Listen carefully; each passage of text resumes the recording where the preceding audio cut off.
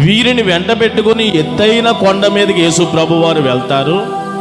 ఆయన ఏకాంతముగా వెళ్ళి ఆయన యొక్క ముఖము సూర్యుని వలె ప్రకాశించడము, చంద్రుని వలె ప్రకాశించడము, ఆయన వస్త్రములు తెల్లవిగా మనకి కనబడడం, పితరులైనటువంటి దేవుని సేవకులు ఇద్దరు కనబడడం, ఒకరేమో నాయకత్వము కలిగినటువంటి మోషే, మరి ఒకరేమో ఆత్మీయ నడిపింపు కలిగినటువంటి ఏలియా గారు.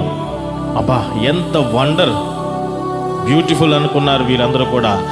వెంటనే పేతురు ఒక అడుగు ముందుకు వచ్చాడు. వచ్చి, ప్రభువా, మనము ఇక్కడ ప్రభు వారికే సలహాలు ఇచ్చే అంత స్థితికి వచ్చేసారు. చివరికి చూడండి ఎలాంటి వారంటే, ప్రభువా, మనము ఇక్కడ ఉండుట మనకి మంచిది, మేలు.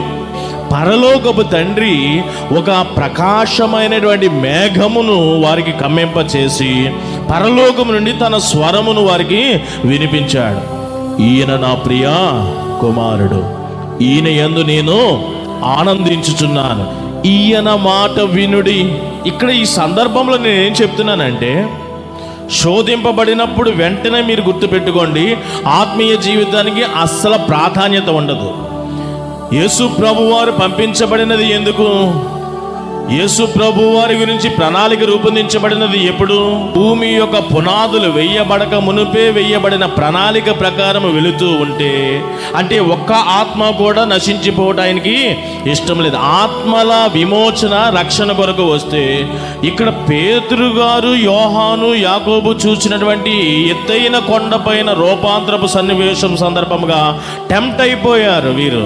ప్రభువా, ఇక్కడే మనము ఉండుట మంచిది. ప్రభువారు ఇక్కడే ఉండడానికి పంపించబడ్డా?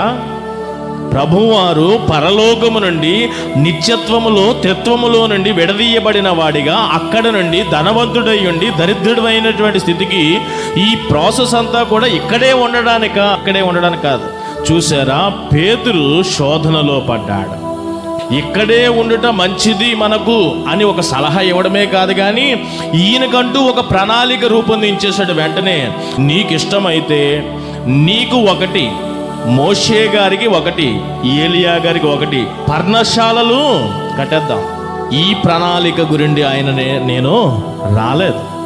పరలోకపు తండ్రి ప్రణాళిక వేరు. అంటే మనకి ఈ లోకంలో ఏదైనా కొంచెం కన్విడెంట్ ఉన్నదంటే చాలండి, మనకి అనుకూలత ఉన్నదంటే చాలు, వెంటనే ఇలాంటి జీవితం నాకు ఉండాలి అని మనము కోరుకోవడం శోధన అంటాను నేను. ఆత్మీయ జీవితానికి మనం ఎక్కువ ప్రాధాన్యత ఇవ్వకుండా భౌతికపరమైన జీవితానికి మనము ప్రాధాన్యత ఇస్తాం. ఇదే మీకు గుర్తు.